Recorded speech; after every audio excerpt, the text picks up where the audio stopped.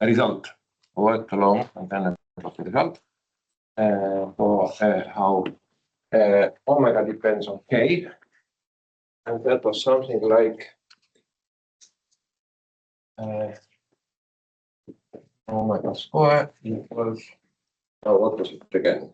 It was probably something like rho 1 minus rho 2 divided by rho 1 plus rho 2, something like that, times k, because rho cancelled out, and then there was k cube term, which corresponded to the, which describes the potential, corresponding to the potential energy of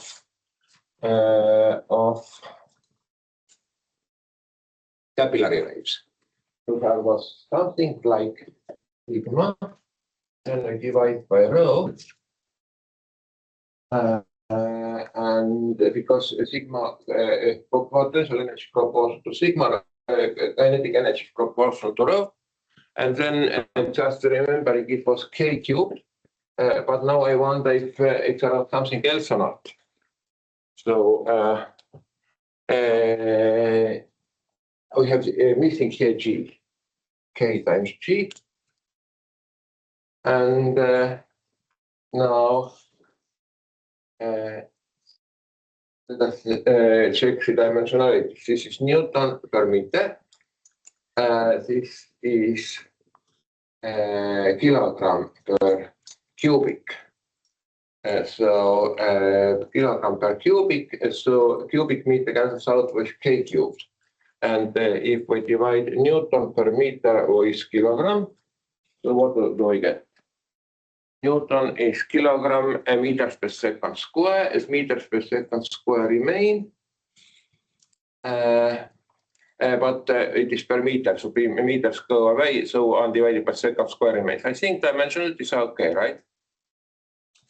So that's most probably it. And now what shall I do with this? So we can play a lot with it.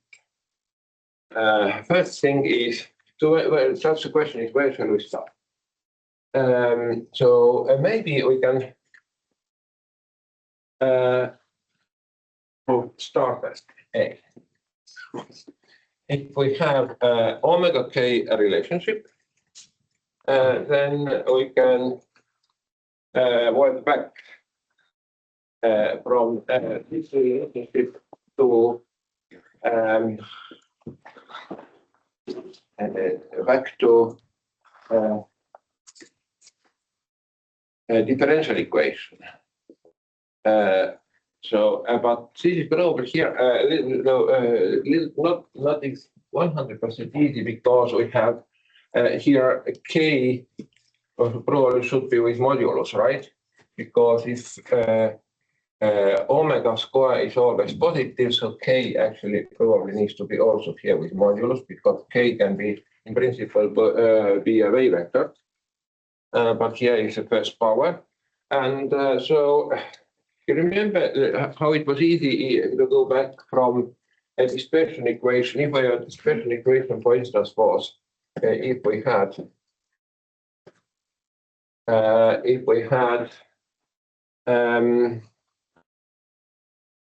like for instance omega square equals alpha k squared, then we could just go from minus omega square corresponds to d square over dt square, k square minus k square corresponds to d square over dx square, and then we could go from this equation for anything what we have there. For instance, if we consider density variations, n density variations in a wave,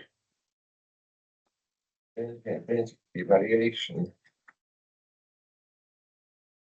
in a wave, then we would have with this correspondence we write omega square minus alpha k square multiplied by n, must be 0, and then this goes to derivative, so we obtain d square n over d square equals alpha d square n over d square. We could go that way from the dispersion relation. We can go to differential equation. Well, what does it mean? It means that your steps to derive equation describing it. First is a Lagrangian. Then from Lagrangian, you obtain omega for a Fourier mode equation for a Fourier mode.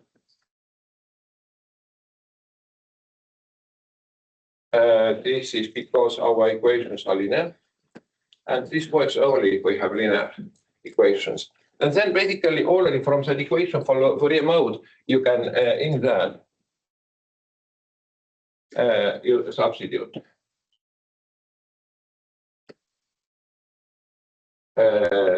d over dt with I omega I omega e over dx nabla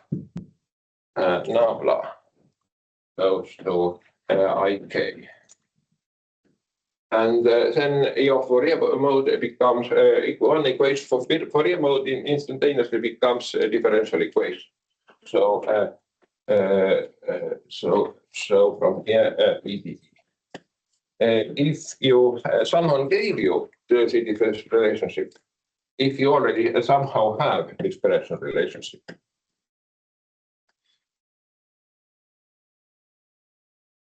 have omega k, then just substitute.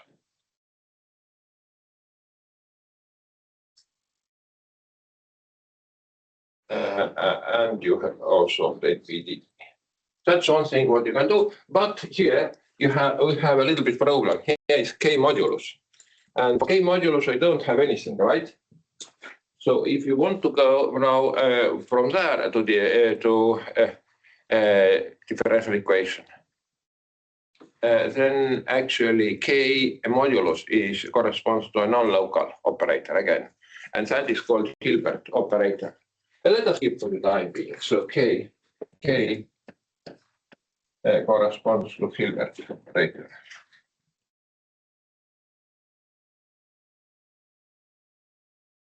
Let me just Päivo Simpson, some of you who know, he's working with a Hilbert operator because he's working with gravity waves.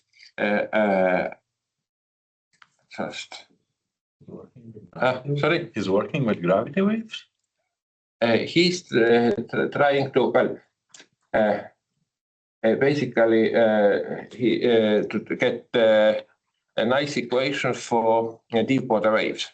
Deep water waves has exactly that k modulus, and to that end he needs to have equation, but he tries to solve it in a nonlinear way. So he tries to get the full equation, integral differential equation, but that will be now with Hilbert operator.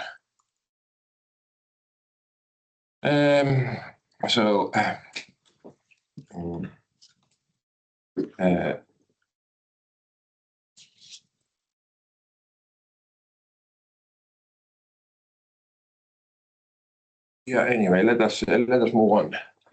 So that is one thing what they can do. The other one is we can study instability. So actually this equation has many phenomena in them. So going to back here. So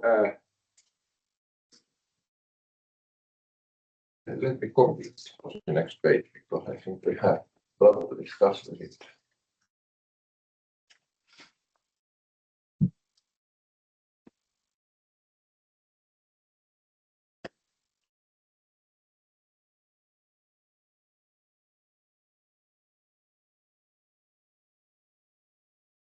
So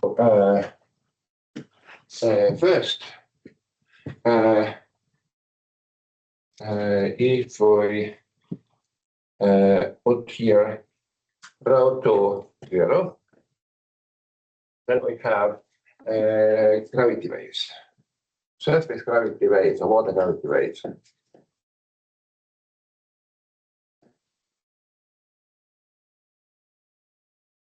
This is case A. So we have omega square equals G and K modulus. We'll be discussing that later, more details. B. If we take rho 2 is larger than, okay, so here also, and sigma equal to 0. Second is that if we put rho, assume rho 2 is larger than rho 1, and maybe sigma is 0, maybe not, but that is called Rayleigh-Taylor.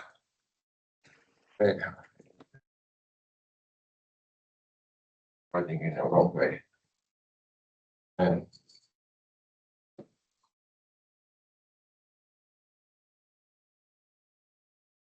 Taylor instability. Okay, so raise your hand if you heard about Rayleigh-Taylor instability before.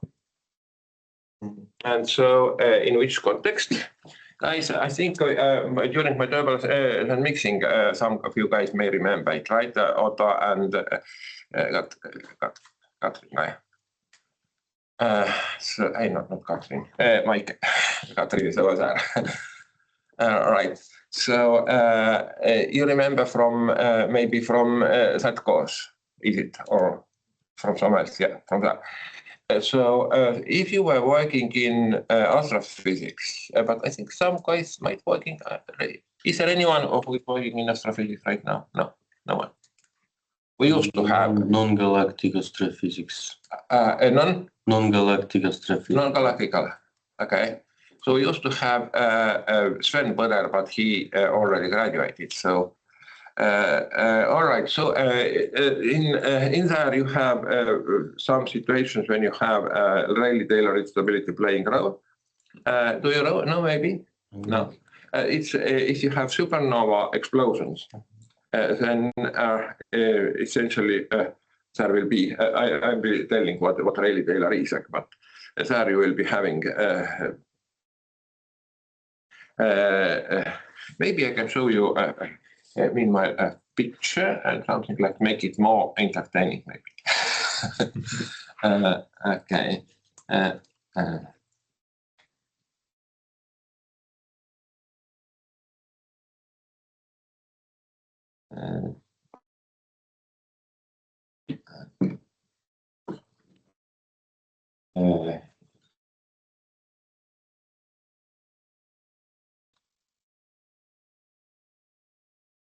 No,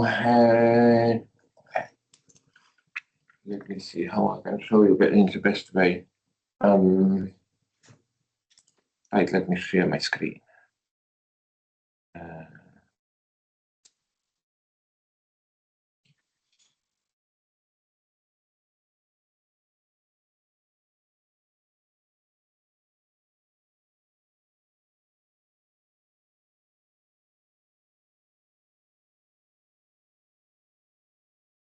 All right, but yeah, everyone else all right, but yeah, but not here in the room. I switched over this screen to my laptop for a moment.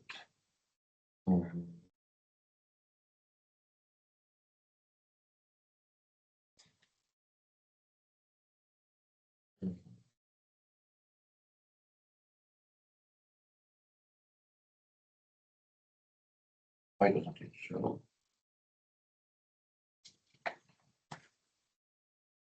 Huh?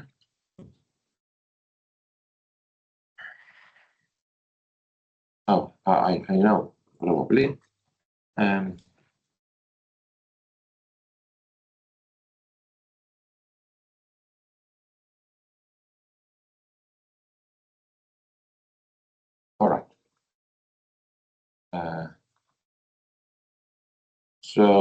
This is now Crab Nebula, and you have here a lot of nice, fine structures. So what are those? So before I explain what it is, enjoy the picture, and then I think I need to. Maybe, yeah, I stop recording so that through the web will be the screen as well. Norman, you can see right now Crab Nebula or white screen. Which one you see? Crab Nebula. Okay, all right. So I think Crab Nebula you have enjoyed enough, right? So let us go back. And let us go back. And right, and now it is green again, I hope. Is it? Yes. All right. So what you saw was is Rayleigh-Taylor instability in a deep nonlinear mode. So what it is, you have dense liquid on top of less dense. And now, because gravitation, energy-wise, it would be beneficial to for the heavy liquid to go down. So there is instability, which is described exactly by this equation what we have. And so instability will evolve. It will go like that. And as long as we have small perturbations, then it can be linearized, and it is described by this. And but later on, it becomes the perturbation of the boundary becomes larger than the wavelength, and then it is no longer can be linear, described by linear equation. And in that case, you will be having something like that evolving, maybe something like that, deep. And then if it goes even deeper, well, depending now on all the parameters, well, basically, the Crab Nebula picture shows fingers for exactly what were formed from those things what evolved from that instability. And in there is you have explosion, internal parts are trying to go out. If you go to co-moving frames, there is a force of inertia. Force of inertia is like effectively works as a gravity. And then there you have, on one side, you have compressed matter with high density, other is smaller density, hot. One side is hot and sparse, the other is cold and dense. And so instability will evolve from this. Okay. Now, another case when that plays a role is a fusion reaction when you try to make it using lasers. So now, what kind of fusion projects do you know, guys? So we are speaking that fusion is a clean energy and blah, blah, blah. So what do you think, in which way humanity will get a fusion first? So raise your hand if you know what is fusion reactor. Raise your hand if you don't know what is fusion reactor. Okay, fusion is you want to get the same reaction as all stars, meaning that you burn hydrogen into heavier atoms, nuclei. No. You would like to have maybe from hydrogen to go to helium, right? Or something like that. And on stars, you have H and H create deuterium, and then deuterium maybe produces helium. But the most efficient actually is to get from the easiest one to get is deuterium plus tritium. Both are hydrogen, right? One this is neutron and positron, proton, and here is N2 and two neutrons and one proton, and then that goes to helium. So that is the one easiest to obtain, meaning that the temperature for this to happen is the lowest required. And now there are, who can name me projects for fusion, you know? So on stars, it depends in a controlled manner nicely. In nuclear bombs, hydrogen bombs, it happens in uncontrolled manner. Too much energy, you cannot use it for normal purposes. Now, a fusion reactor is something where you can make it in a controlled way. You can use it to produce energy. But which projects do exist? Tokamak. Tokamak, yes. One is tokamak, the famous tokamak, and all the variations of it. Stellar atoms are whatever, tokamak.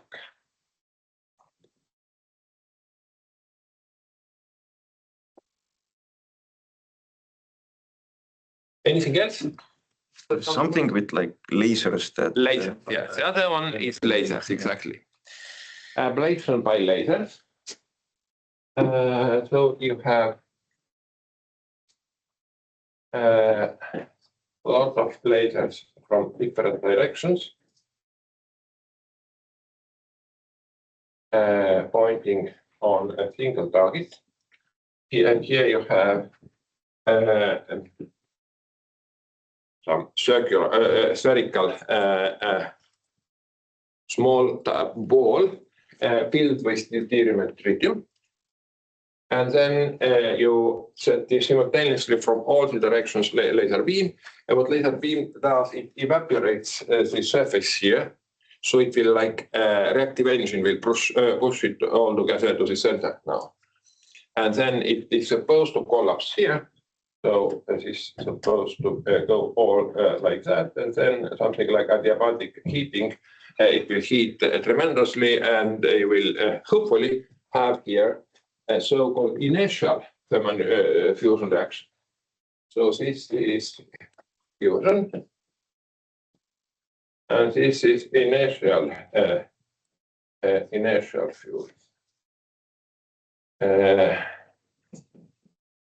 Meaning that here this operates continuously. Here it is like you have a series of small explosions when energy is released. And well, the thing is that there is so-called Lawson criterion.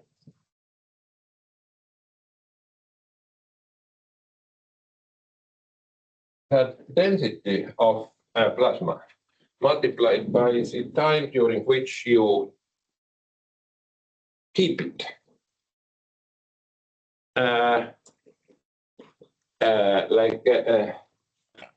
Lifetime, how long you can keep the plasma together, must satisfy a condition that is so larger than something like critical value.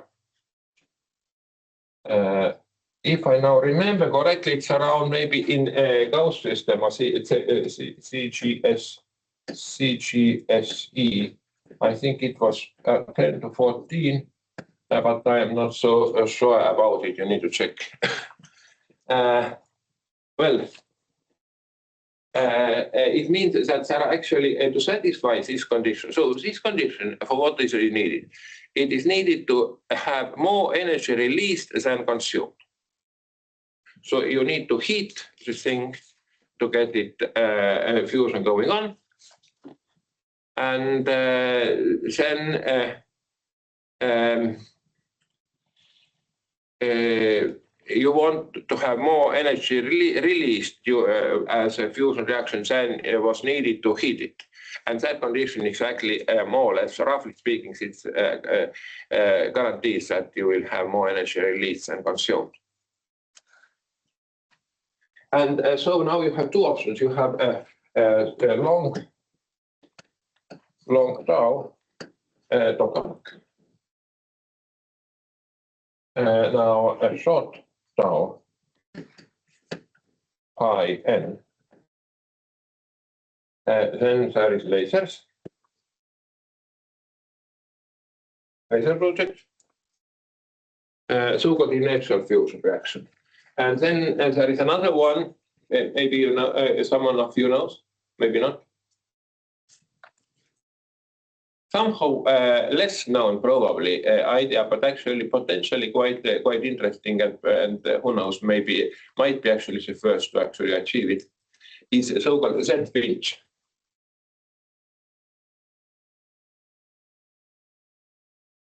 So what is Z-pinch? I can also tell you, but just a little later.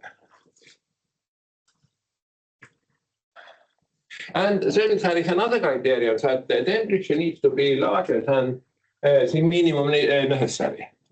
So this is one condition. And the other one is temperature is larger than, and now something like, I think 10 kilo electron volts probably. So you know what is temperature measured in kilo electron volts? How to measure temperature in electron volts? Raise your hand if you know. Natural units. Yeah. Natural units. Yeah, natural units. Yeah. Raise your hand if you don't know how to measure temperature in electron volts. Okay, so we have energy, characteristic energy from thermal physics is Boltzmann constant multiplied by temperature gives you, roughly speaking, energy per 1 degree of freedom, or it also gives you kinetic energy of a nucleus, for instance. And then if you just say this is now this has energy unit, so this is 1 electron volt. 1 electron volt, then temperature is T equals 1 electron volt. If Boltzmann constant multiplied by temperature is 1 electron volt, then temperature is 1 electron volt. And in particular, for instance, sun temperature, I think it's about half of electron volt. Sun's surface temperature. So just some numbers I remember, 6,000. You can also, of course, do here calculations, but then you need to take out your calculator, right? If you don't want to do that, then 6,000 Kelvin equals 0.5 electron volt. So you get idea what 1 electron volt, what temperature 1 electron volt is. And so you have two conditions, and for laser project, ideally, well, actually, it's exactly the same as the tokamak problem. Ideally, in theory, it works. On paper, it works and has been working all along. In practice, you never get it. And actually, for tokamak and for laser, the same reason. And the reason are instabilities. So if you take a tokamak, so you have a lot of instabilities. What you should have is a nice magnetic surfaces. But guys, do you know what is tokamak? Raise your hand. Okay. Then maybe we take a tour here today a little about fusion as well, because we started mentioning it. First is tokamak. This comes from Russia, and it tells that actually a coil with a current with magnetic compensation. So basically, it is you can field lines, magnetic field lines are the same if you take straight current and you take ring current here. So one current goes up here, another current goes like that here. Now, if we ask what is the what are the field lines? So field lines. First, if we take something very close to the straight current, the field lines would be just circles, right? Around. But there is also small contribution from this ring current. And ring current has upwards, right? Component. So actually, this makes a ring into a helix, right? And the same thing here. If you take very close, it would be circle. But then we have component for straight current, so it goes another helix which goes along this line, right?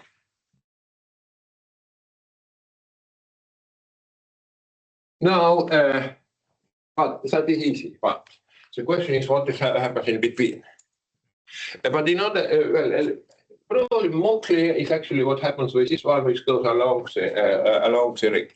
So it will wind along a torus here, a narrow torus. So it's winding along this torus here, right? It might not close exactly on itself or not exactly on itself. Most likely not, because in order to close onto itself, you need to have two winding numbers be a rational number. But there are infinitely small probability to have rational number just randomly. If you coin, mostly you get a real non-rational real number, right? Then this is called magnetic surface. So the first thing that might be a little unusual for those who haven't had enough electromagnetism during the undergrad studies is that field lines do not necessarily close on themselves. They can be on magnetic surfaces, and they can even be chaotic. But let us not discuss chaotic field lines. They can close onto themselves.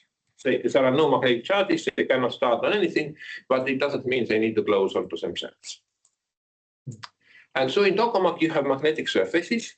Now, the question is what happens with, let us say, with that line. It starts like that here, but then what next? And now I think if you remember, during one of our first lectures, we had something like quite a similar situation considered, didn't we? We had two straight wires, and then we considered how it goes, and then we built what was called a magnetic tube, and then flux is concerned. So if we take here also magnetic flux tube, then because now flux here through this tube is a flux due to ring current, and if we go very far, the magnetic field of this ring current becomes smaller and smaller and smaller, so the flux tube must be wider and wider and wider. So actually that guy here will eventually close onto itself like that. So it goes like that, and then makes a big ring around, and comes back and closes here. And that's actually how Hall's intermediate field lines behave. So all those are actually magnetic surfaces. All the field lines are magnetic surfaces.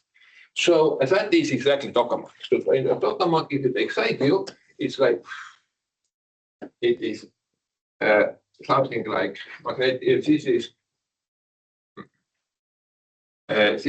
intersection of it. Now magnetic surfaces go like that. On this torus, and then this is intersection, right? And these are all magnetic surfaces intersecting.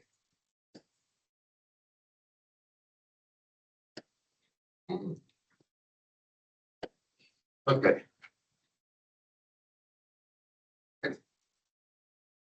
And now that is all nice in theory, but what is bad is that there are so-called resonance surfaces. And we haven't discussed about yet what are resonance surfaces. because we didn't discuss, I think, Kolmogorov-Arnold-Moser theorem, did we? Did I mention? No. Okay. So basically, that comes from Kolmogorov-Arnold-Moser theorem.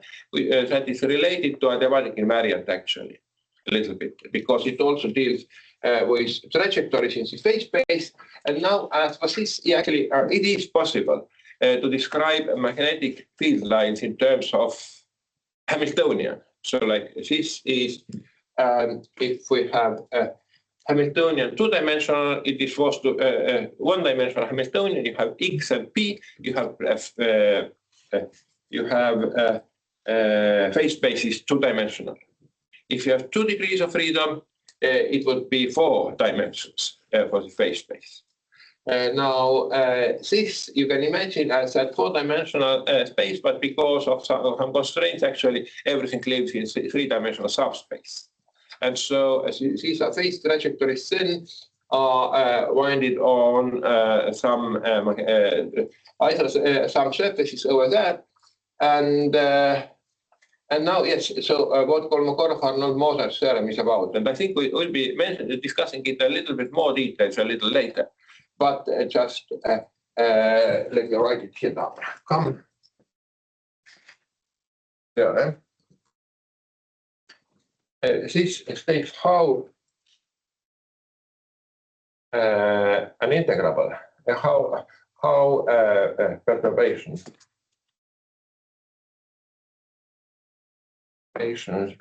change the phase trajectories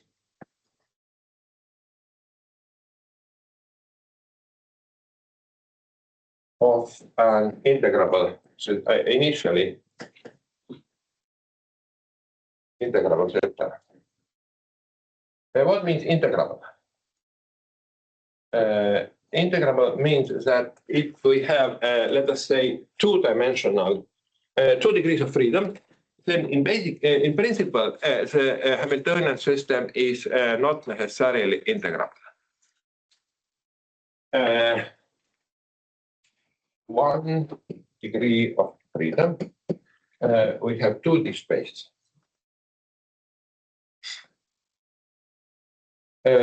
Topologically, it is impossible to have chaos.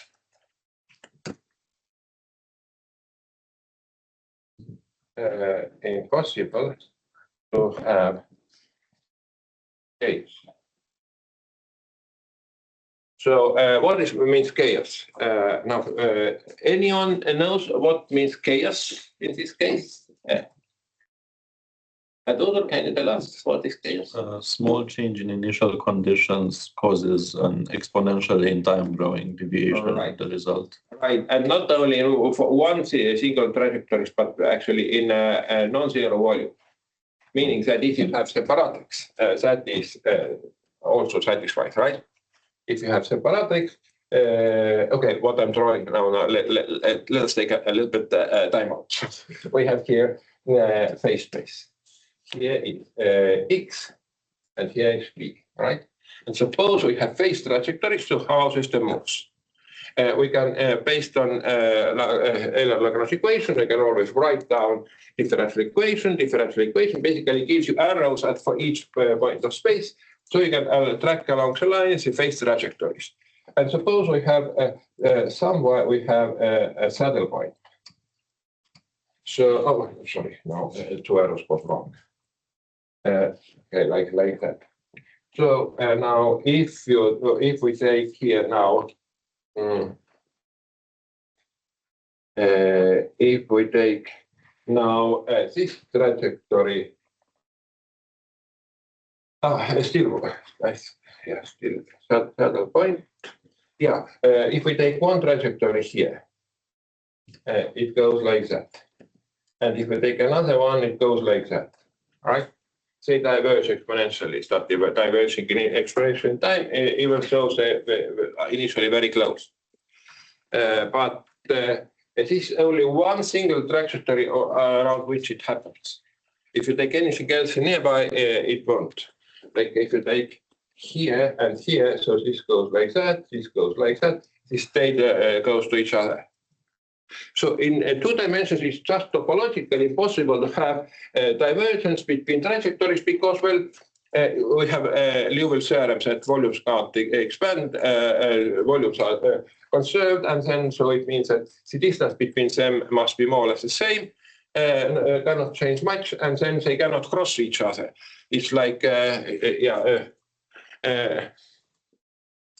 3D, here you can need to come because they can become messy. Because we live in 3D, you can have chaotic behavior in 3D. But if you had this all in 2D, it's you wouldn't need to have COM, right? So in 2D, it is impossible to have. No chaos in 2D.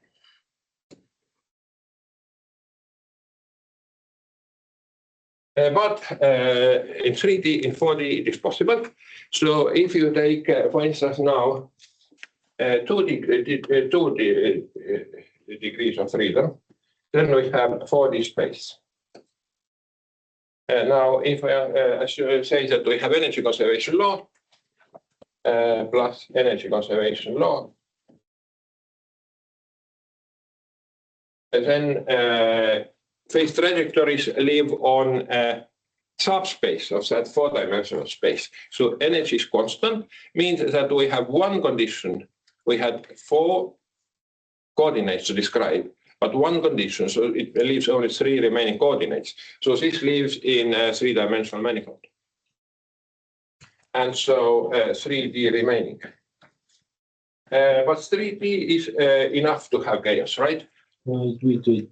So for this space, you have energy conservation law. Yeah. You can effectively reducing to 3D manifold. Yes, because you had 4D by one condition, one equation which is satisfied. So say because we have energy conservation law, you take single trajectory, it remains on a hypersurface, 3-dimensional hypersurface in 4-dimensional space. Mm-hmm. Because that's the hypersurface defined by energy conservation law. Okay, but in 3D you can perfectly have chaos because right now, well, it's difficult to draw in 3D, but you know you can be messy, right? So you have just going somewhere in 3D. They don't need to cross to go to produce chaos. Now, what is an integrable system? Integrable system is where you don't have chaos, or you have chaos only for single trajectory. One question. But double pendulum is a 2D system. Yeah. It has a chaos. It is very sensitive to initial conditions. Like double pendulum. Double pendulum, yeah. It has 2 degrees of freedom. Oh, yeah, but it is chaotic. It is chaotic. Sorry? It is chaotic. Yeah, it is chaotic. If anyone want to have a look on double pendulum, I can show you one we have downstairs. You can play. It's 4D because of the momentum as well. But it's in space, it's 2D. No, you have 2 angles, double pendulum, 2 angles, alpha and beta. Yes, okay. Right? Yeah. So together with the momenta, angular momentum. Okay, I see. Yeah. This is 1 degree of freedom, 2-dimensional space, right? X and P, P corresponding to X, yeah? Over there you have 2 angular momenta of one leg and the other leg. Okay. Right? So it is overall 4-dimensional, but then you have energy conservation law, 3 remains, but it's still chaotic. Okay? Now, what is called an integrable system? Integrable system is basically a system which Hamiltonian of x1, b, x1, b1, x2, b2 breaks down into like you can separate. You can find such canonic variables x and p, x's and p's, that this breaks down into a sum of h1, x1, e1 plus h2, x2, e2. Then it's integrable. So because in that case you can solve this Hamiltonian, you can solve this Hamiltonian, write canonic equations for both of them. For both you have like something like elliptic periodic solutions will be something like elliptical x1, e1, 2, and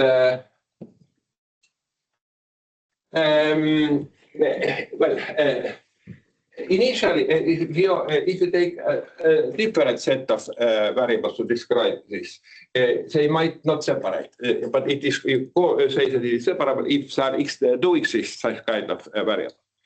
Such kind of canonical transformation from one set of coordinates to other, that it will be they are separated, the variables. So, for instance, how you can change variables to describe a certain set of system points, you can use just coordinates x, right? x1, x2, x3, but you can also use angular speeds of them. You have origin, angular speed of each of them, then it is another way to describe them. And then both are canonic variables. In one case you have just ordinary momentum, in another case you have angular momentum corresponding to the coordinate. So you can always go from one type of coordinates to another, and this is called canonic transformation. And yeah, so integrable system is where you can find coordinates in which, say, Hamiltonian separates into components. Now, if you think now how this looks in four-dimensional space, then it is like a tori, a four-dimensional tori. And because both of them make a ring, like circle. If you go back to here to tokamak, so we have, they make elliptical motion across the torus, and they make circular motion that way here, right? Is that clear? They make two circular elliptical motion. Actually, one of them is basically quite a bit, quite like circular. So, okay, let me try drawing a torus over there. So it is, here is magnetic surface. Now, how the field lines go?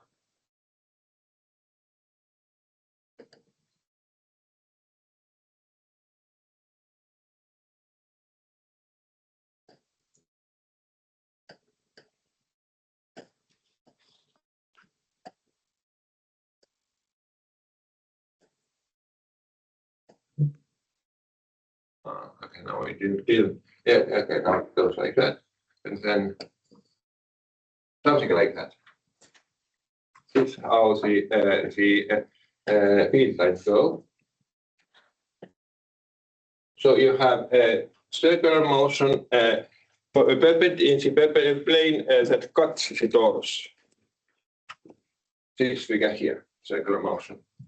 And then if you got it vertically, you see something like that, right? And then you have here also a motion in that direction. So you can describe it so-called polar and poloidal angles. You have here, this is polar angle, because this is phi. Then here you can have polar angle, here is theta. So both rotate. Theta rotates and phi rotates. So this is exactly like that integrable system for four-dimensional torus, but here we have this projected onto three-dimensional space also, and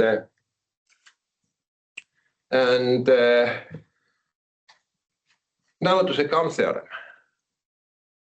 So what Kamm theorem states is that now if you take this guy here and add a perturbation H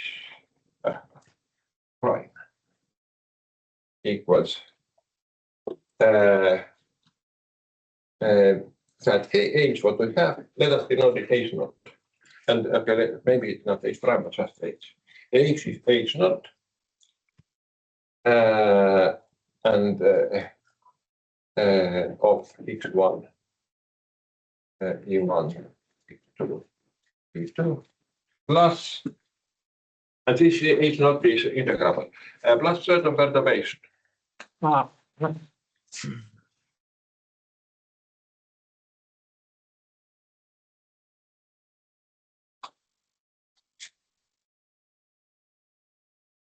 And now, which perturbation is no longer integrable?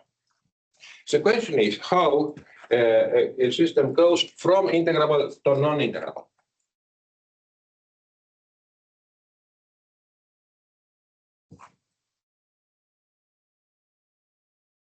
You can expand up to some order. So basically, you can make here theory of perturbations, yes. Now, the trick is, so the guys, Kolmogorov, Arnold, and Moser, what they did, they showed that if you take here, you make a perturbation theory. The perturbation theory converges very fast. So hyperconvergence, I think it's called. It is the perturbations what normally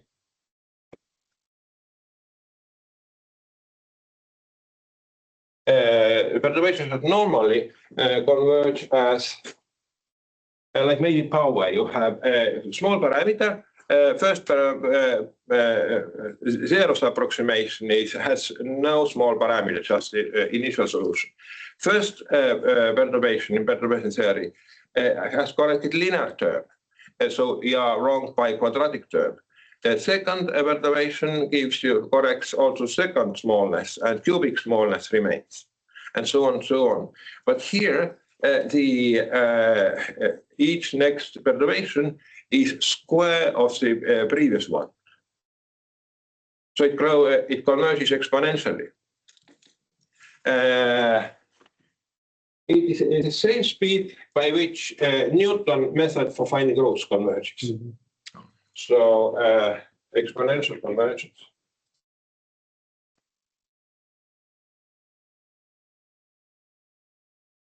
And using that, they managed to show that most of the regular integral curves. So if you had integral curves, if the system was integrable, so integral curves were on tori, and that's why they were regular, right? They all they were wounded on torus. Now, they showed that almost all of them, if you have small perturbation, remain on tori, but tori themselves are slightly deformed. So it is still regular. But there will be a certain small amount of phase trajectories which start behaving chaotically near so-called resonant surfaces. So what are resonant surfaces? Tori remain tori from almost always.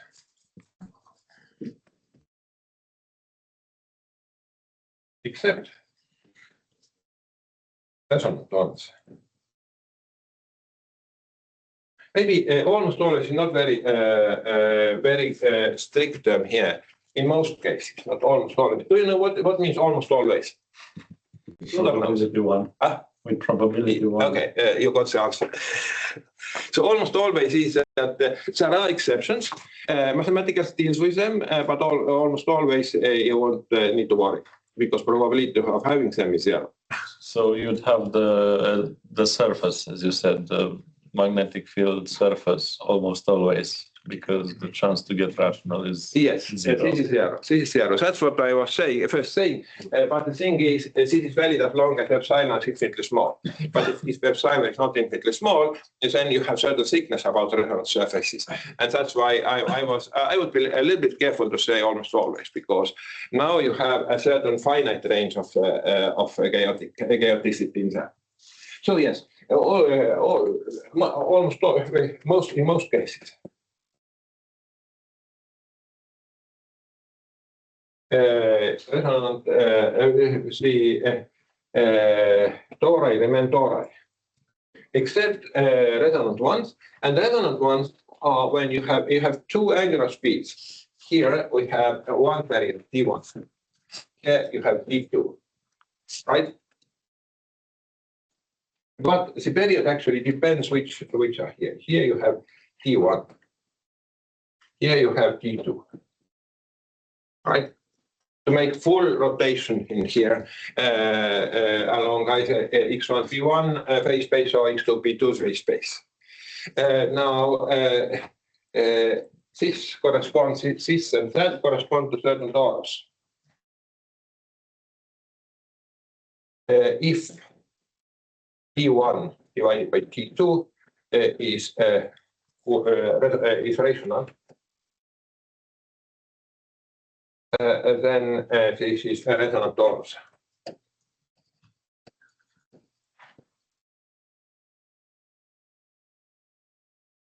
But because now rotation in general cases, if you have pendulum, all the harmonic pendulum, all the periods are the same.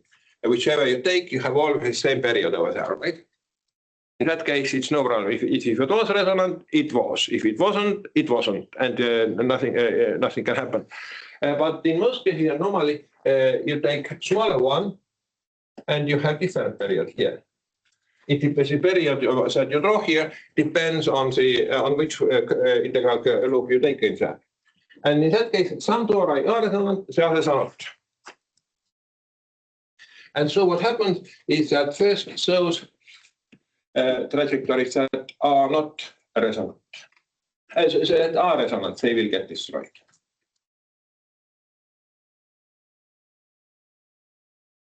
So now it is a little tricky to do here three-dimensional figure, but let us try at least. Suppose we have a torus.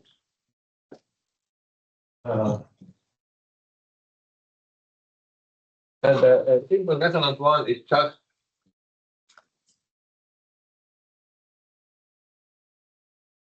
so.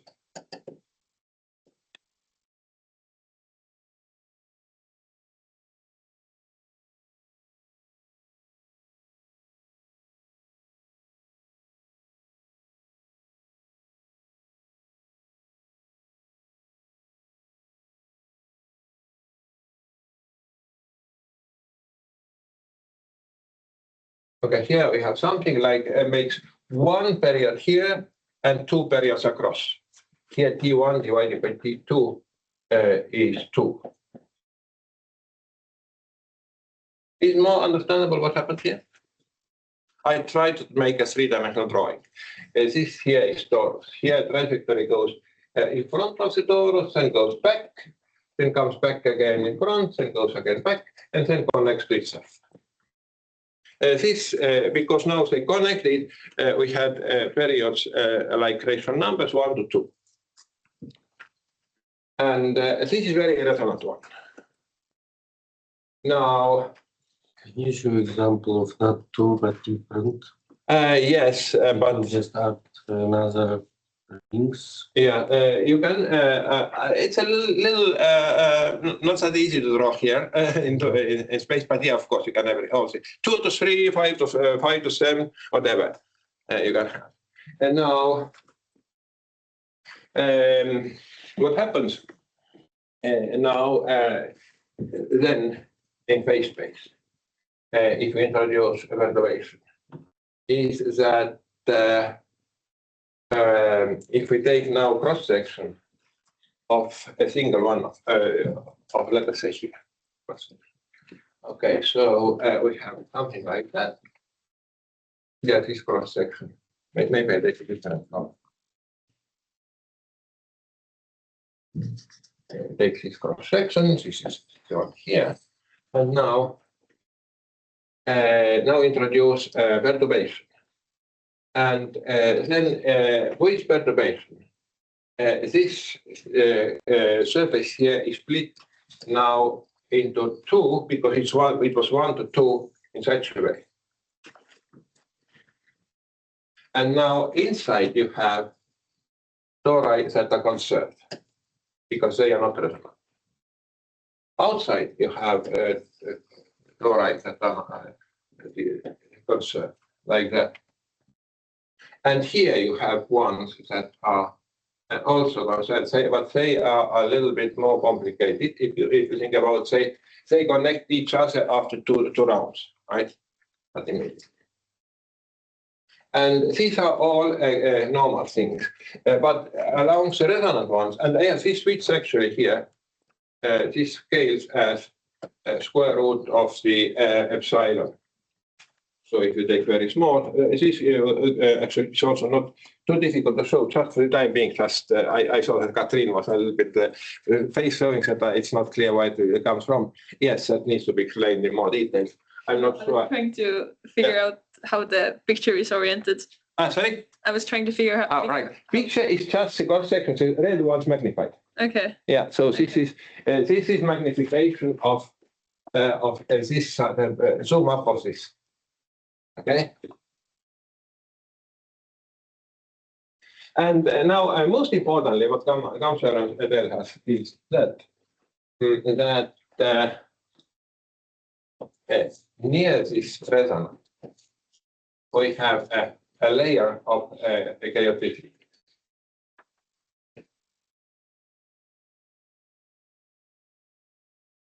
Here are chaotic.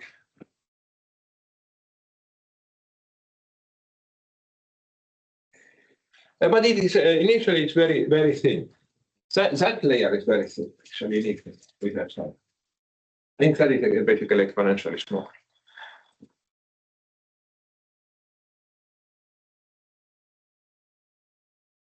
And if anyone is feeling very brave, right, you can try to open the Kolmogorov-Arnold-Moser paper and have a look.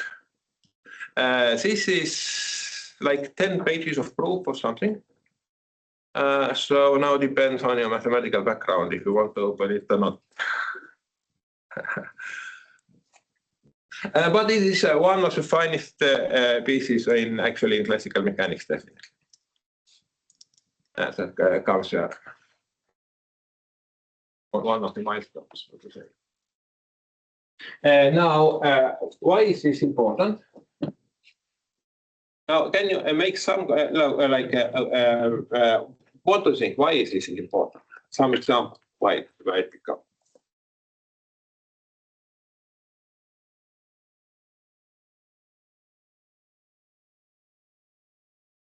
Yeah, and if you start increasing that epsilon, so this chaotic C becomes thicker and thicker and thicker. So actually, your surfaces are more resonant if the rational number n divided by m, the larger n them are, the less resonant they are. The smaller they are, the more resonant, right? A lot. Like if you have D1 divided by T2 is like maybe 5 to 7, it is not so resonant. If it is 2 or 1 or maybe 2 to 3, they are very resonant. But 5 to 7 is less resonant because the numbers are bigger. And so if you increase the perturbation epsilon, the chaotic C becomes thicker and thicker and thicker, destroying more and more surfaces. And at the end of the day, if it's already very big, then you have mostly chaotic C. And only a few tori remaining here and there. So the transition from regular behavior to chaos happens so that you start with destroying at the beginning only a very small amount of regular region in parameter space.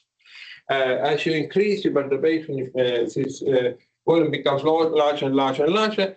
Finally, you have still very few that are still regular, and then those disappear as well. This is circles are coming from the square root of epsilon. Those increase it or what? Well, square root of epsilon is just if you have here like separated, like splitting, you have like a braided bread, or like a kringel in Estonian. I don't know how it is in English. Pretzel. Yeah, it's a little, but you have also sometimes say a round shape. It's a little but round shaped ones. This in Estonian is called kringel. So yeah, it's like braided kringel. It goes one braid, another braid, binding it around each other, like that. What is order of epsilon compared to H naught, H bar, H0? In this picture. I think if I remember correctly, this thickness here is exponentially small. But if epsilon increases, even something what is exponentially small at the beginning, it's no longer so small later on if epsilon is big. So eventually this chaotic region expands and fills almost everything. And finally, it does fill everything.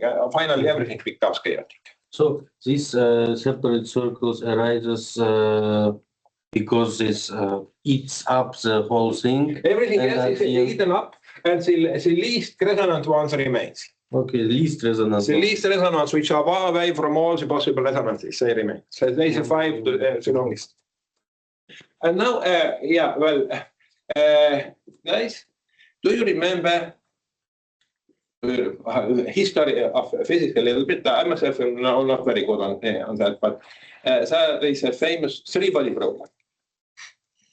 Right? Have you heard about it? What is this three-body problem? Raise your hand if you have heard about three-body problem. Good. Almost everyone knows about it. So, at the end of the day, what is the answer to three-body problem? How was it resolved? How was three-body problem resolved? It's chaotic. Is it chaotic? Yes. So the resolution is that three-body problem cannot be solved analytically because it is chaotic, like this chaotic one here. Now, the guy who basically showed it was Poincaré. And Poincaré devised a technique called Poincaré sections. And actually what we are showing here are exactly Poincaré sections. So you have your system, your variables over there. You take two of them and start calculating exactly how the integral curve goes. Another question is how Poincaré managed to calculate it back then. But there were also smart techniques involved.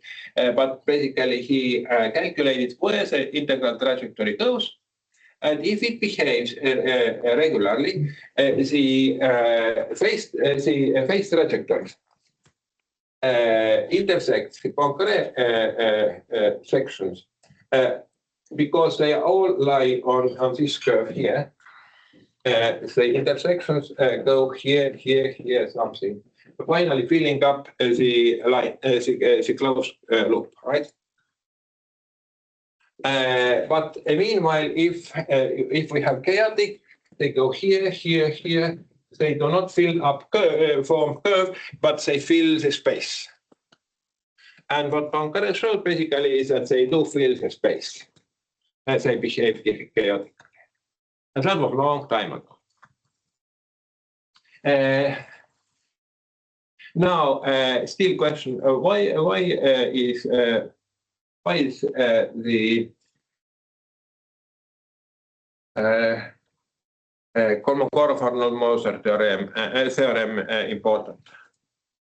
What are the consequences? Can you think of anything useful? Why it is a useful knowledge? In which context?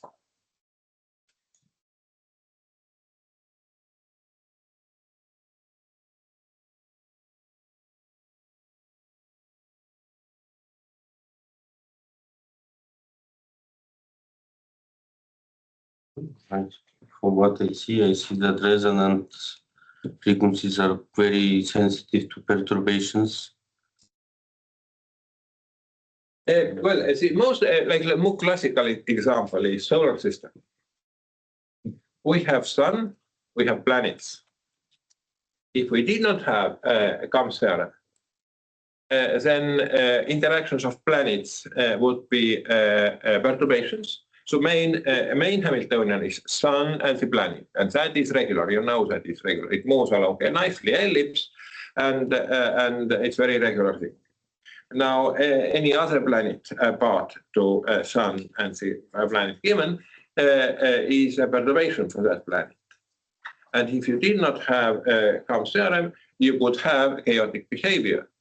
So let us say Jupiter influences Jupiter on Earth could cause Earth going away and leaving solar system. But because we have Kam's theorem, we know that most of the integral curves remain behaving regular, so solar system does not just get destroyed because of chaoticity. And well, not only, of course, all the other equivalent cases, perturbation, they are small, fine. They don't destroy actually, just slightly distort most of the integral curves. All right, so, but that's part what I plan to tell to you at some point of time, definitely. And now just it moved up a little because we started discussing why tokamak is unstable. And in tokamak, you have also resonant surfaces, and they are the source of trouble. So you have instabilities caused by resonant surfaces, and so you need to work out how they behave. So right here, resonant instability around resonant surface. Not going to more detail. And so the result was that the classical thing that when tokamak was suggested as fusion reactor back in, I think, 1950s.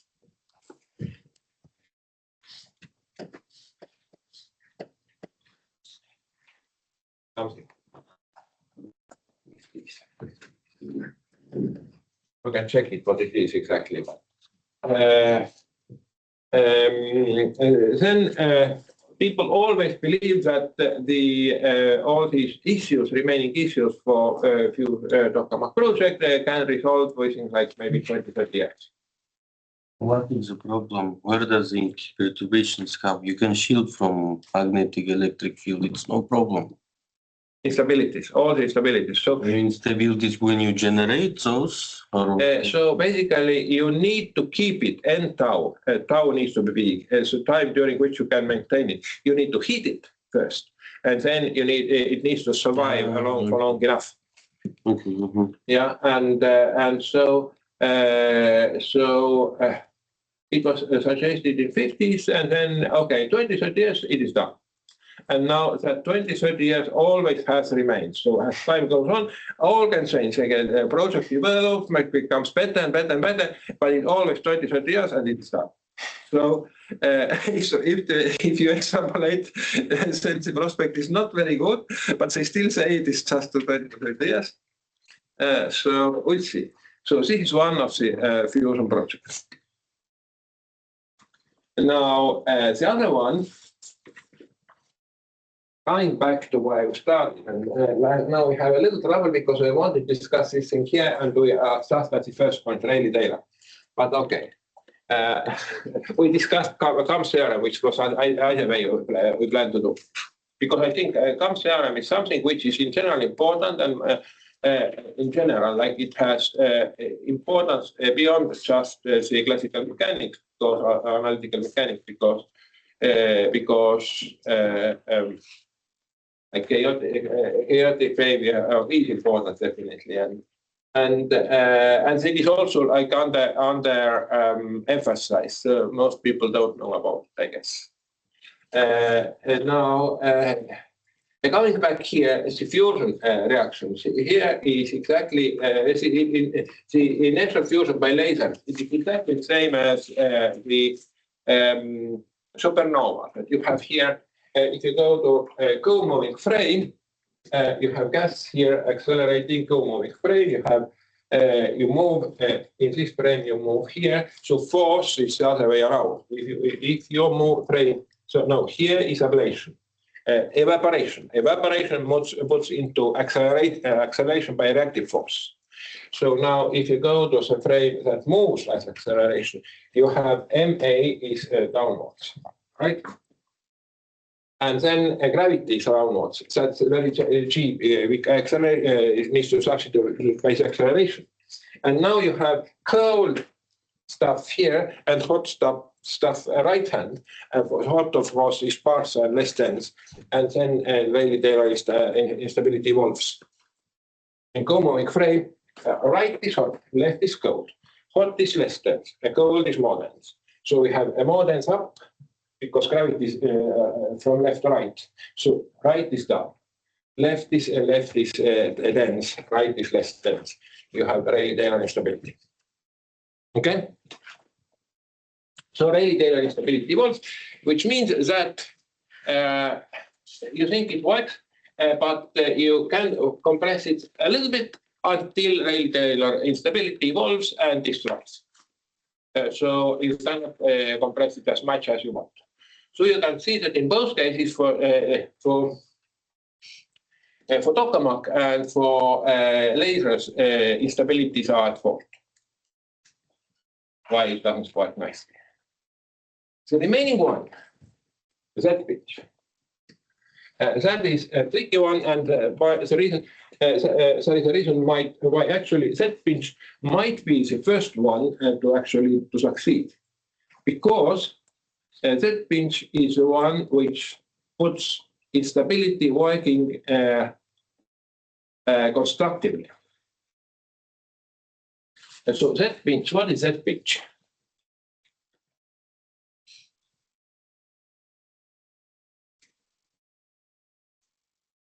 Z pitch is you have plasma, and then you let current here, certain current here, and plasma.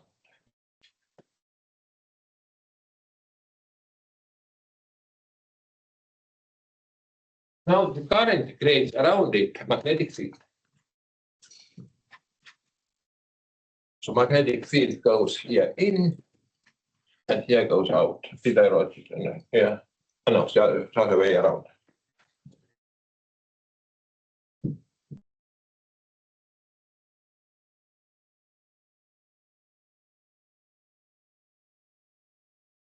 And now, if you take magnetic field profile here, B, it would be something like that. Right? It goes like 1 divided by down here. But then there is a magnetic pressure, B squared divided by 2 mu naught, magnetic pressure.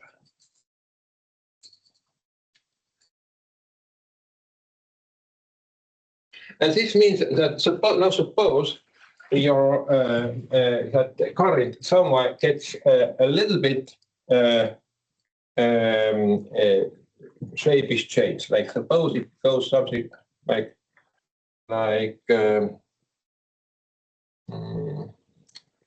shall I take?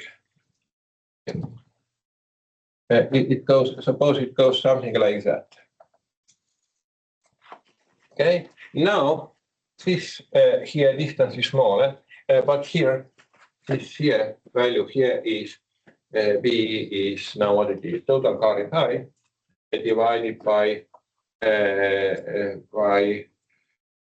2 pi mu naught and R, something like that. Like a classical electromagnetism, right? You still remember, Mike? A little bit? No? You don't remember? If it's symmetric, yeah. Yeah.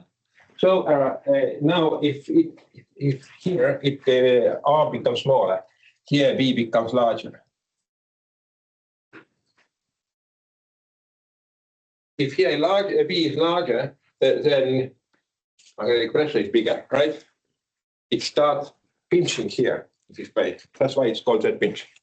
So instability evolves, and it goes all together here.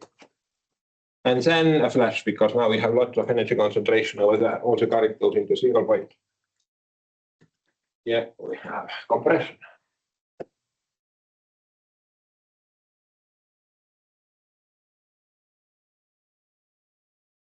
And that's why Z-pinch can be used to like generate X-rays or whatever, like strong heating. And in particular, because right now we don't need to worry about instabilities, because instability is exactly what to use here.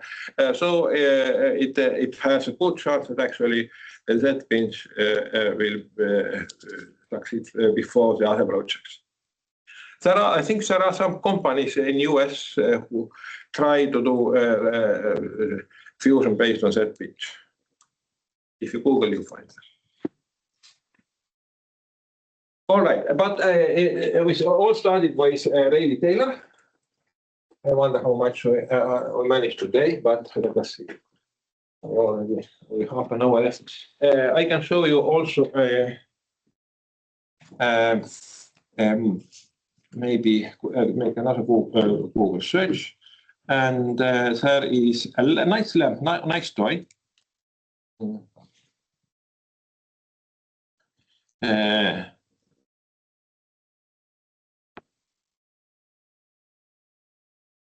You might be able to find it here or there. No.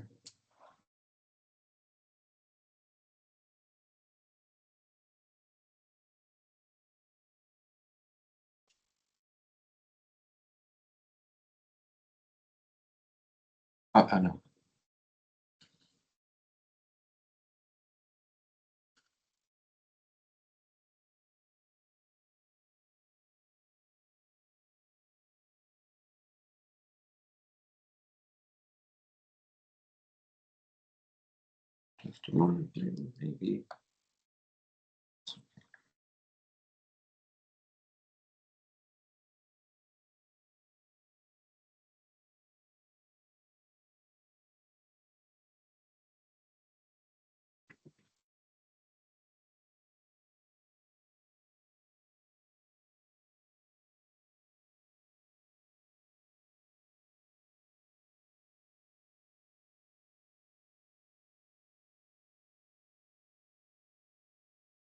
Okay. This one.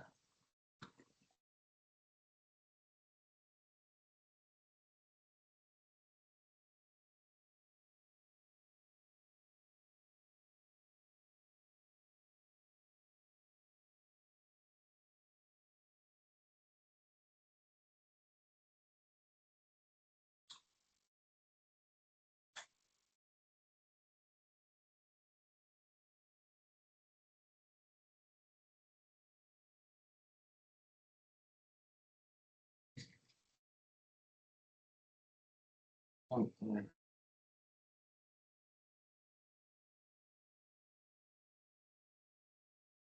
I think now I found one with more spikes.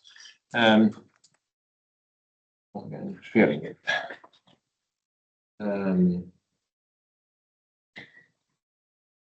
Right. So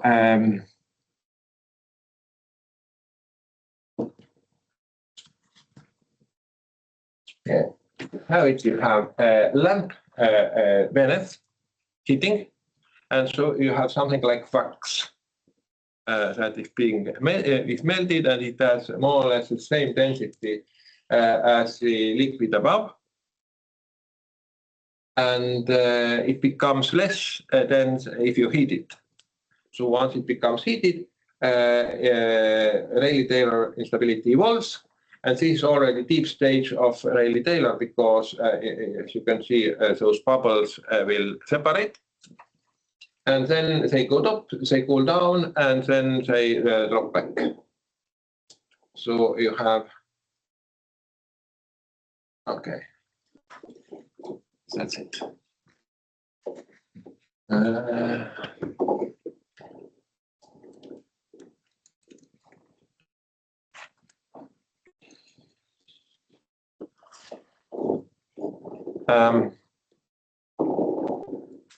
Maybe if you like it, you can maybe some such lamps can be found sometimes. They are quite nice. Now, another thing that we can do is to find the critical wavelength. Rayleigh-Taylor is the fastest if we take into account this term over here. So let me copy on it once again.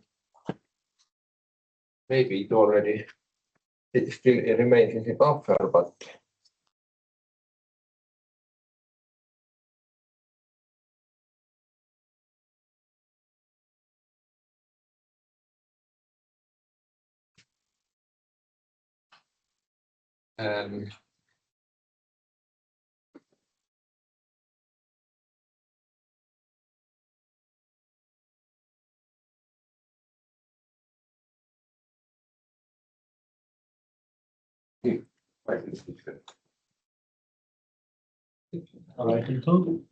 I wanted to copy paste the formula, but I didn't manage to copy it. Right.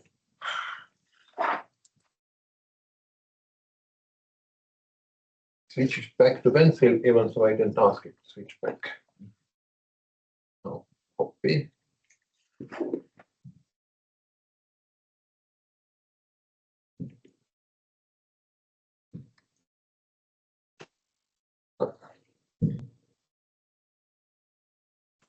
Why didn't I'm supposed to appear here? All right, I can write it. Probably it's faster to write it again, but I don't understand. I don't know. Or last that.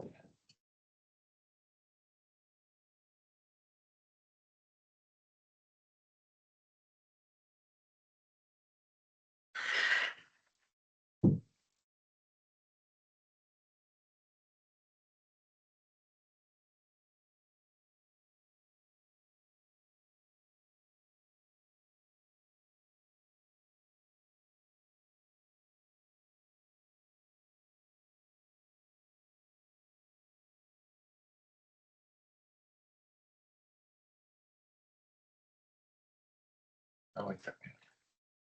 Oh.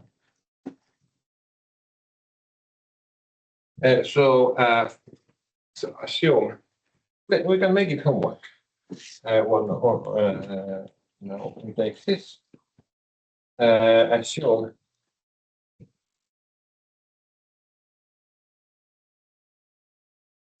row 2 larger than row 1, and find the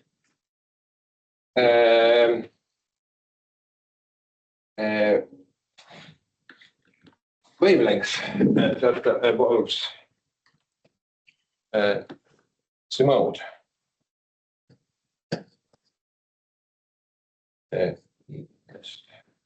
K equal to K naught. That is the most unstable. Is it the most negative? Yeah, meaning the most negative. So it means that if the if omega square is negative, then omega square equals minus gamma square. And now that is now gamma square is positive. Okay, but gamma is the gamma of k. So the solution perturbation like height equals, it is EIKX, and now it is plus gamma t. Gamma is positive, right? Yeah, but gamma depends on k. So if you compare different k's, some of them evolve out faster, some of them evolve slower. If you had initially more or less flat, everything was very small. And now, because growth is exponential, so what will evolve first out is actually the most unstable one. So capillary effect suppresses, if you have a small enough wavelengths, capillary effect suppresses instability. Now, if you look here, omega, if we have small values of large values of k, then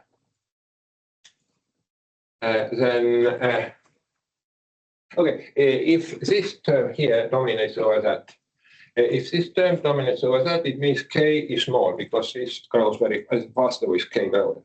So if this is smaller than that, then omega square and gamma square then grows with k. You make k bigger, it becomes more stable. But if you hit the point where this becomes already on the order of that, you need to take this into account. And now you'll be having the opposite happening. That if you make it bigger, it starts dominating, starts making smaller the instability. So you would have something gamma k curve would be something like that. You have at small k's, or gamma is like square root of k. This dominates square root of k. It goes like that, and then It should be negative, right? gamma is positive. Oh, gamma, right. Yeah. Gamma, and then then this hits in, and now it starts going down, and now it goes down like down to zero, something like that. And this here is the k naught, the most unstable one, and everything goes with at the rate of that evolves with the rate equal to gamma naught. So you can homework is to that is quite easy homework. I don't think it will take you a lot of effort, but just to get a feeling of it. It means that we need to give you another one probably.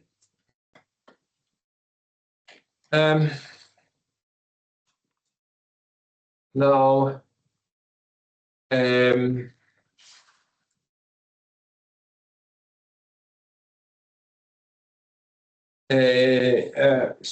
still some storytelling.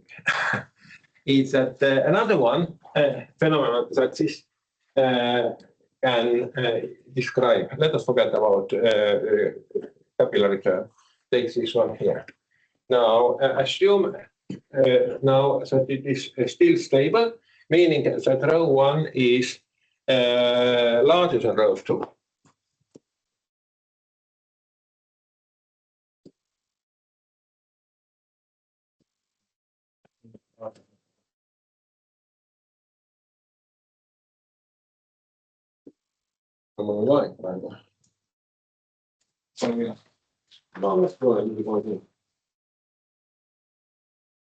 Yeah. Yeah.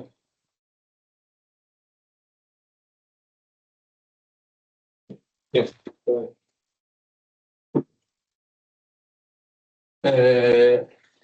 And then we have omega square equals row 1 minus row 2. Row 1 plus row 2. But assume now row 1 minus row 2 is maybe much smaller than row 1, like row 2. Then this omega becomes very small, right? And this thing here is called internal wave.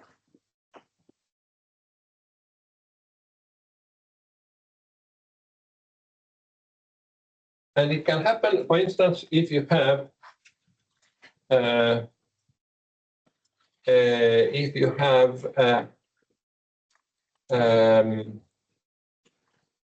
water in ocean, and then you have ice melting,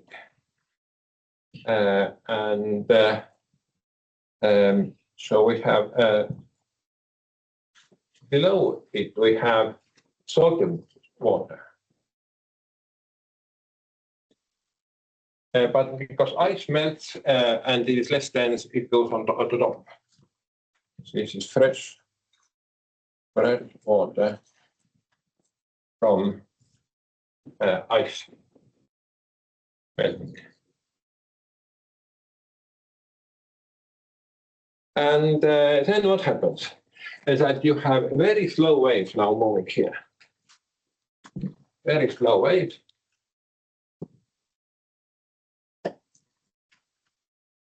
Here we have omega divided by k is square root of omega 1 minus omega 2 divided by basically 2 rho. G square root of gk, g divided by k. So what consequence it might have is that we spoke about wave drag last time. You speak about wave drag. Wave drag is when both goes faster than the wave phase speed. And then there is Cherenkov radiation. I think that's where we ended last time. Previous lecture we ended with Cherenkov radiation. So if both goes faster than the phase speed, it will radiate a lot. So Cherenkov radiation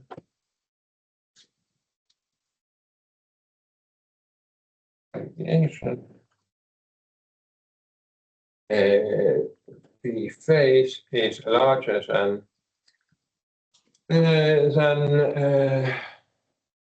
is larger than phase speed. But phase speed is this guy over here. Normally it would be square root of g over k.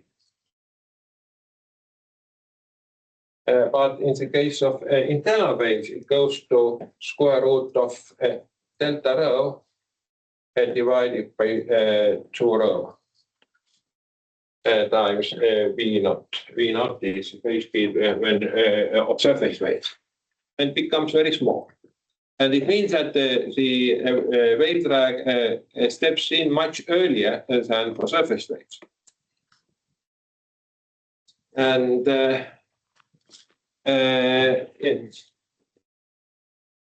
that's actually what exactly happened.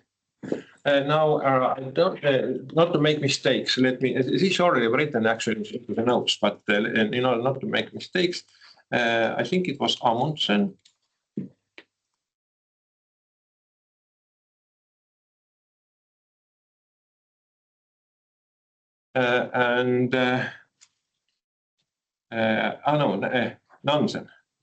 Nansen.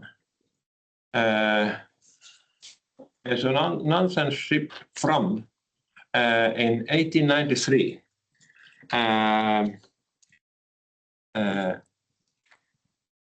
Let me show, maybe here I can also.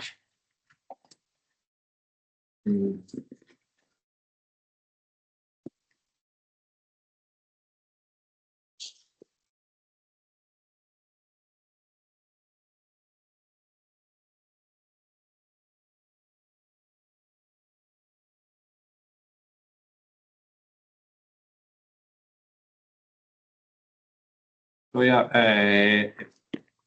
in 1893, somewhere there in Siberia, they get caught into such kind of situation where you had exactly a layer of fresh water on top and salty water below, and then they pushed the engines of the ships to the maximum, but moved very, very slowly, a few meters per second maybe, like order of magnitude slower than normally.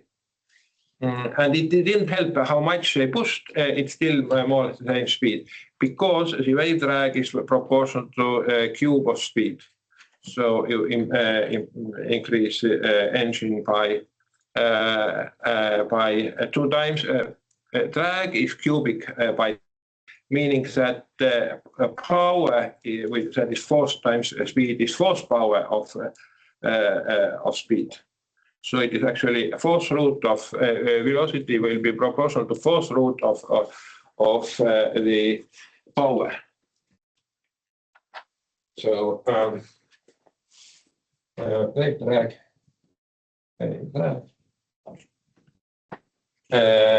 V is proportional to power of 1 to the 1 force. And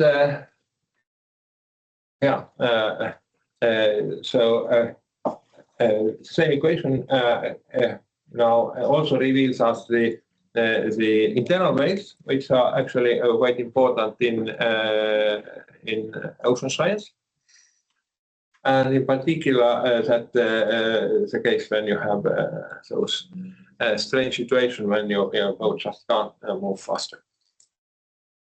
Now, probably that's more or less what we have with that above. There is still we can discuss next topic. And the next topic is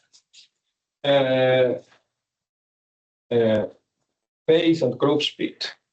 So, guys, how good you are with group speed? Raise your hand if you know well what group speed is.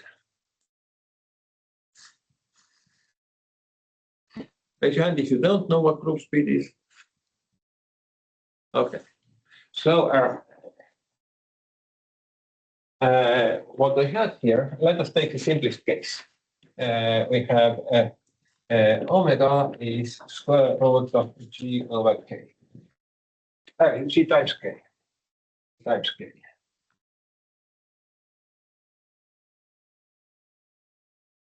So phase speed. Phase is phase is k times x minus omega times t. Now, if we require phi to be constant, phi constant, and take derivative over time, then we obtain 0 equals k dx over dt minus omega. From what I obtained that dx over dt is omega over k. This is phase speed.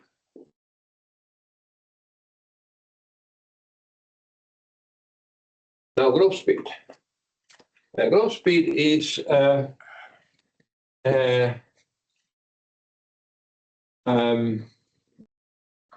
a wave packet, the speed with which wave packet moves.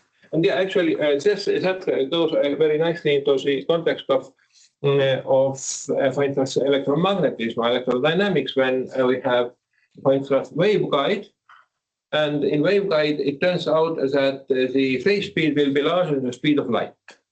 And the question is if this is possible, and yes, it doesn't contradict the theory of relativity, because phase speed is not the speed with which energy is transferred, and neither information, because if you have a wave packet, then energy goes with the wave packet. So what is wave packet?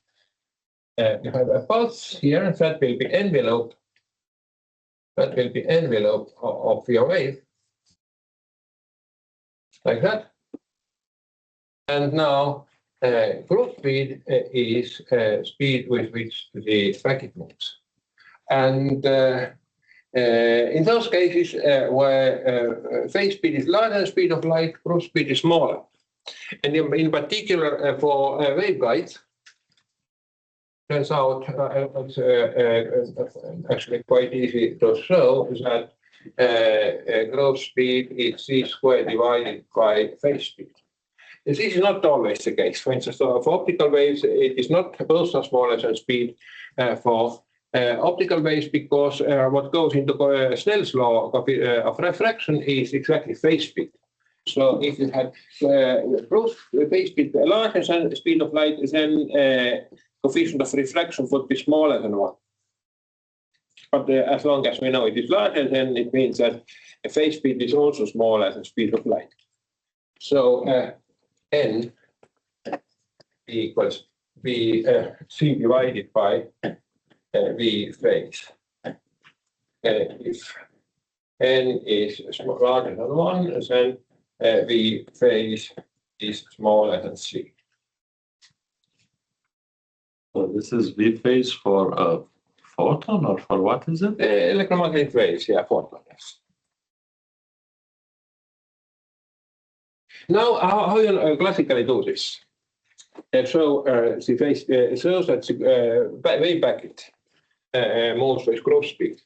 If you use Fourier transform, so you take a profile, like E, for instance, if you speak about electric field, E of x equals integral of E of k, E I k x dk. And dk is the Fourier transform. So now the thing is that it looks something like that. This here is a length L. Here is k. Now it is peaked around as at 1 divided by L.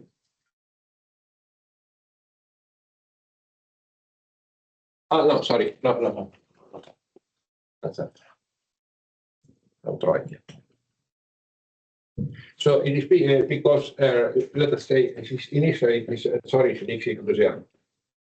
So it is peaked, the width here is around 1 divided by L.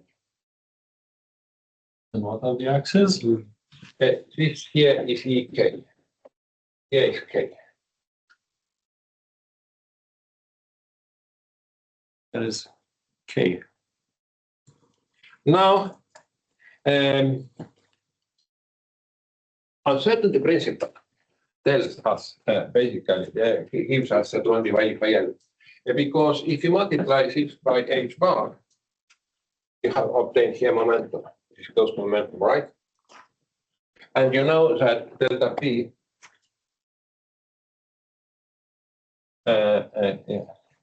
delta P uncertainty of momentum times uncertainty of coordinates is larger or equal than h bar over 2, right? So in terms of wave vector, it goes to delta k times delta x is larger or equal than 1/2. So as you can see, uncertainty principle is intrinsically not quantum mechanical, but it's mathematical thing because we don't have h bar here. It just comes from Fourier theorem in this case. How you do it in quantum mechanics is a little bit more powerful because you have that commutators of operators with which you show, and you have more generic expression, not necessarily of a momentum and coordinate, in which case it is just Fourier theorem. But for Fourier theorem, you just show that this is valid. Now, if delta k is defined as standard deviation of k and delta x is standard deviation of x, if you interpret squared magnitude as a probability. If in this profile squared magnitude is interpreted as probability and we calculate standard deviation of k, standard deviation of x, then it is larger or equal to 1/2, becoming equal to 1/2 if you have Gaussian profile. If Gaussian, then both ek is Gaussian and ex is Gaussian. and then delta k, delta x equals 1/2.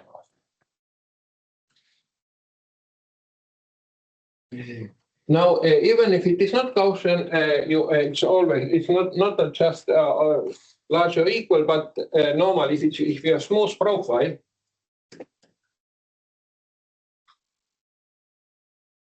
smooth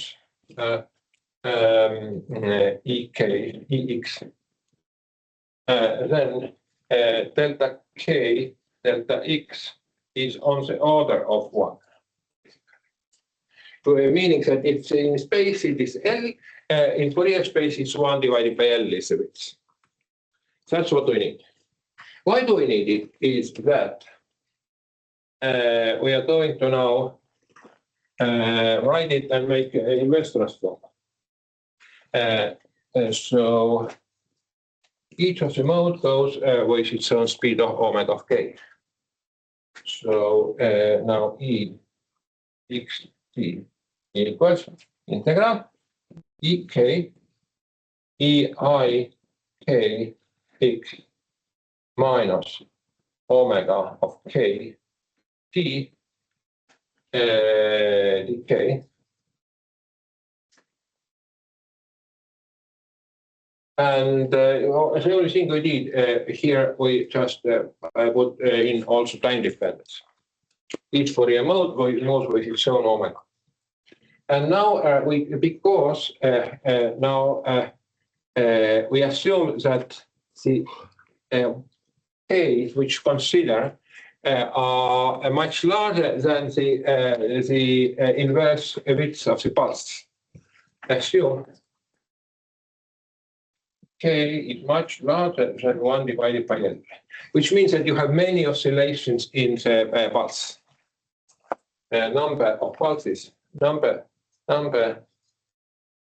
of periods per pulse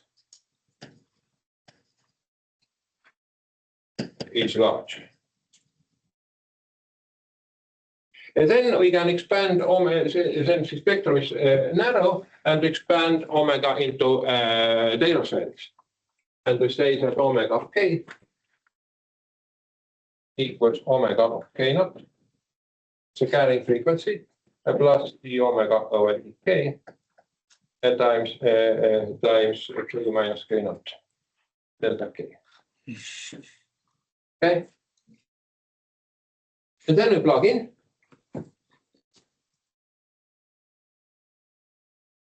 Then E t becomes integral now E k E I k. No, let us bring k before the braces. K let it write k minus k naught.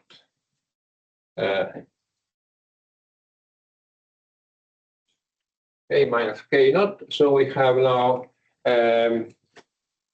E I omega t from I k x from here, and we have here that d omega or dk. This should denote as v growth. So it would be then E I k x minus v growth t. That's right. This term here, when put in here, gives d omega over dk t k. And the k goes before the braces, and we still have ei omega k naught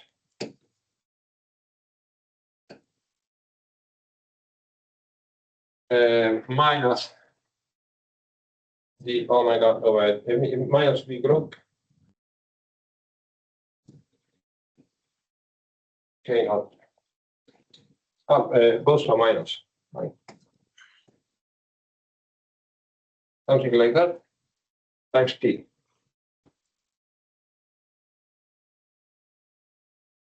And dk. And so this here doesn't depend on k, is going to before the greatest. So this becomes E minus 5 omega plus V group K naught T.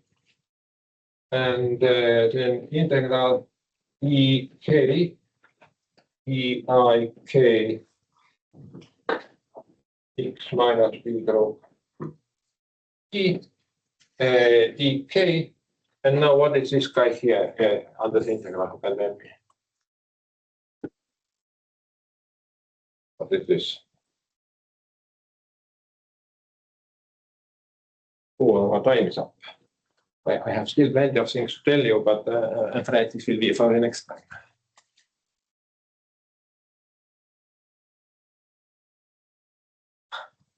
So what is this?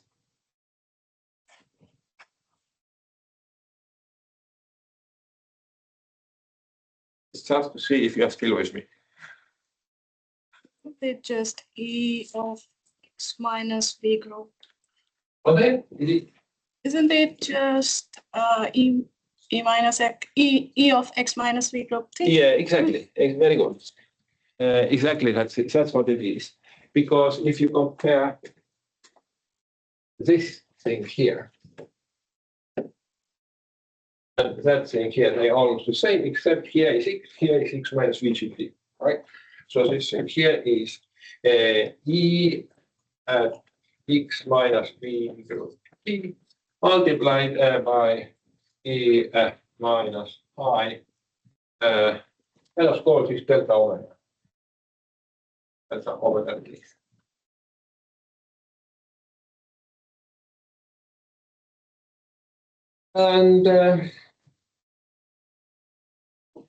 And so you can see that now it's in pulse. This is the envelope, right? This is the wave. This is the envelope. Maybe I lost something. I think I lost here K.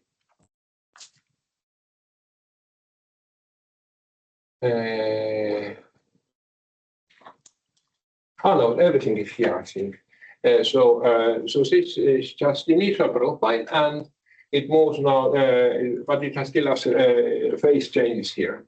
This thing here actually describes the changing wave, the phase. And so now, what happens is that pulse moves as a whole, but depending now, if we have omega over k is larger or smaller, so these phases either move faster or slower than the packet. So if we have, let me make another draw. So here is our wave packet, which moves with group speed. In co-moving frame, so phase, this it corresponds to zero phase, right? Zero phase if V group is larger than V phase. So V phase is slower, it moves backwards. If and if V group is smaller than V phase, then make it in a different color. V group smaller than V phase, and then you have here this moves rightward. Okay. Just you have new waves here born, growing, and then decaying at the right hand side. That's what happens.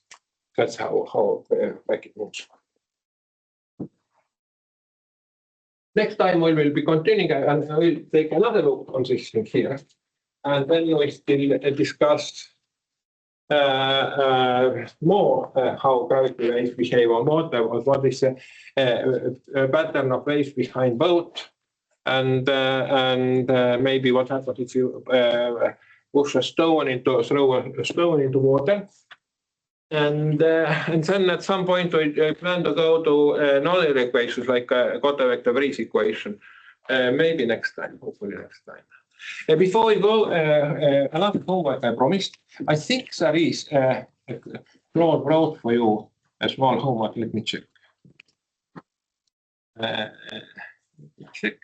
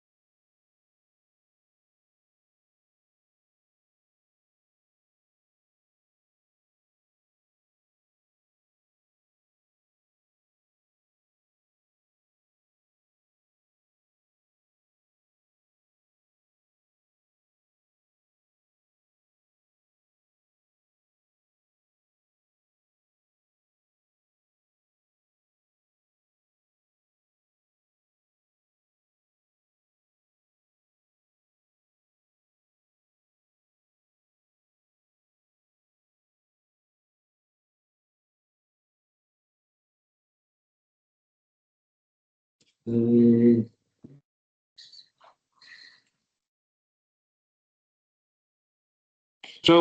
did we, Sarah, on page, last page currently 67, 66 and 67, there are plenty of so-called homeworks. Now, did we try Rayleigh plateau instability? No. So problem number 6 is Rayleigh plateau instability. So I suggest you take that one. Also, the other one, I recommend checking that Viking ship dead water here. Problem number.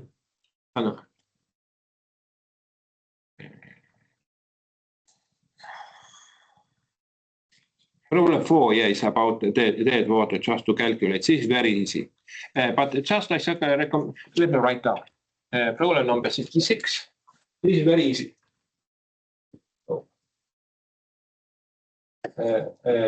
Page 66, 67. Problem 4, very easy. Just plug in numbers and calculate. A little more like is really a plateau instability, problem 6. Rayleigh plateau.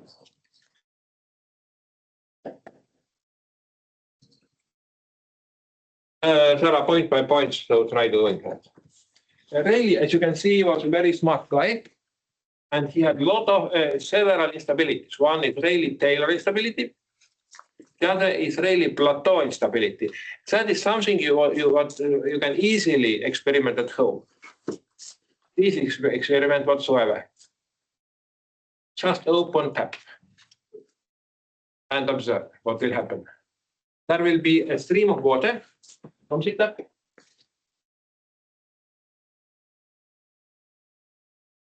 And then it breaks into droplets. That's it, Rayleigh plateau instability in action. The question is how deep it will go into droplets. You can change a little bit speed with which water goes, and the height at which it breaks into droplets will change. And there is one more Rayleigh instability, that is droplet instability. If you have droplet, and put a charge on it. If you put too much charge, it breaks into pieces. That's yet another Rayleigh instability. So he worked at the end of 19th century, I think, and was very, very smart in mathematics. It's quite good work. All right, so next time I hopefully will not sidetrack, but once again, sidetrack, it is so and so sidetrack because either way, comes here and was planned.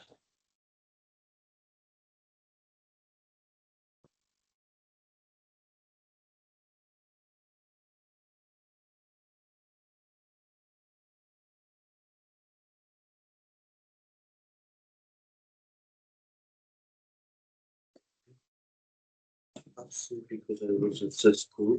Yeah. Can I submit my homework next time? Yeah, Bye.